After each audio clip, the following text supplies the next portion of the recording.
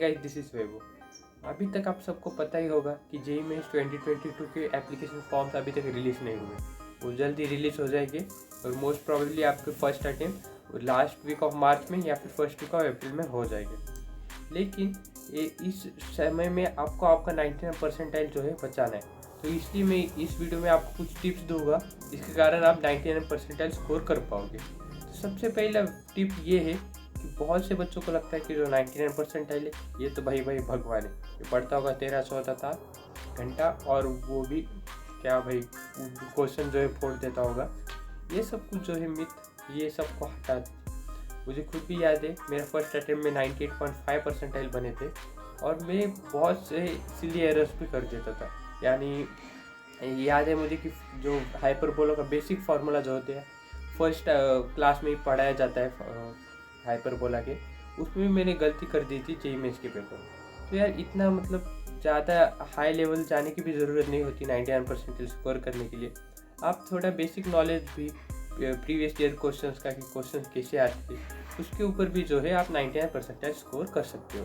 तो अभी बात कर लीजिए सब्जेक्ट वाइज कैसे पढ़ना है और क्या क्या पढ़ना है। तो अगर हम फिजिक्स की बात करें तो फिजिक्स के अगर आप कौन सी भी बुक पढ़ रहे होगे अभी एस.सी. वर्मा की, सेंगेज, अनुराग मिश्रा, आप उस सारे बुक्स के सिर्फ थ्योरी के लिए ही आपको सारे बुक्स यूज़ करने।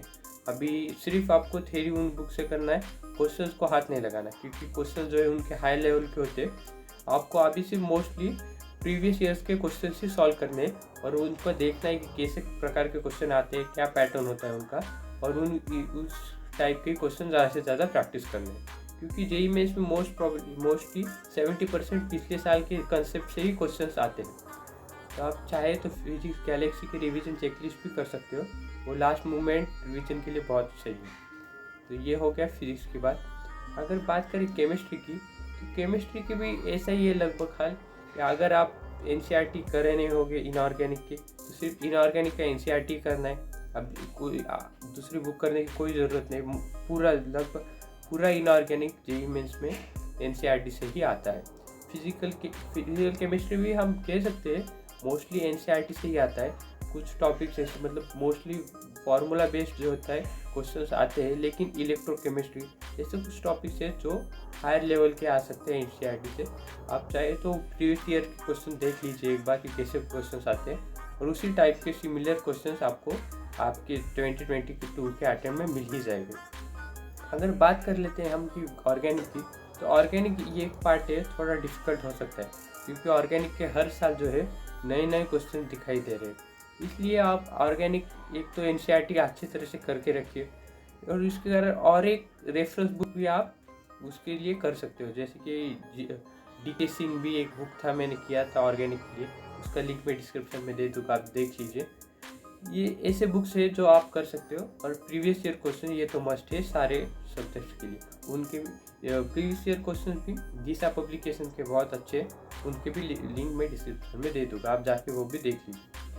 अगर बात कर लेते हैं मैथ्स की, तो मैथ्स का ऐसा स्पेसिफिक कोई बुक नहीं है कि सिर्फ जेईई मेंस के लिए। हाँ, सेंगेज का आता है एक बुक, लेकिन उसमें भी क्वेश्चन ज़्यादा डिफिकल्ट आते हैं। तो इसलिए अगर आपके पास सेंगेज के एडवांस का सेट होगा तो भी मैथ्स के लिए चलेगा, या फिर आर्यहंत का या कोई भी एडवांस के रिलेटेड बुक आपको मैथ्स के लिए चलने वाला है। लेकिन इनका आपको क्वेश्चन सॉल्व नहीं करने, मोस्टली थेरी बेस्ड थोड़े फार जो एप्लीकेशन बेस्ड क्वेश्चंस होते हैं वही सॉल्व करने और ज़्यादा से ज़्यादा थेरी और फार्मूलाज के ऊपर ध्यान देना है। क्योंकि मैथ्स में मैंने देखा है कौन से भी एंड टू एंड क्वेश्चन पूछे जाते हैं। मतलब कोई भी ऐसा क्वेश्चन आ जाए कि ये फार्मूला ही पता नहीं होगा हमें तो क्वेश्चन सॉल्व कैसे होगा। इसलिए सब कुछ पूरा मैथ्स कवर करने की कोशिश करिए।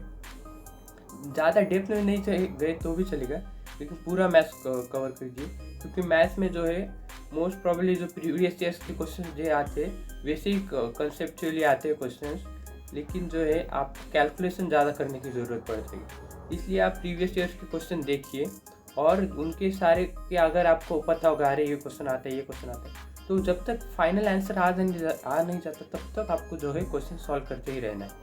क्योंकि कहीं ना कहीं तो आप कैलकुलेशन एरर करोगे ही और फाइनल आंसर आपका गलत हो सकता है। इसलिए आपको कैलकुलेशन ही जो है सबसे बड़ी समस्या है मैथ्स में, क्योंकि मैथ्स नहीं तो जिसका कैलकुलेशन अच्छा है और फास्ट है वो मैथ्स में तो आराम से 70-80 स्कोर कर ही सकता है। तो ये थे कुछ टिप्स, आपको आशा करता हूँ ये टिप पसंद आए होंगे। All the best.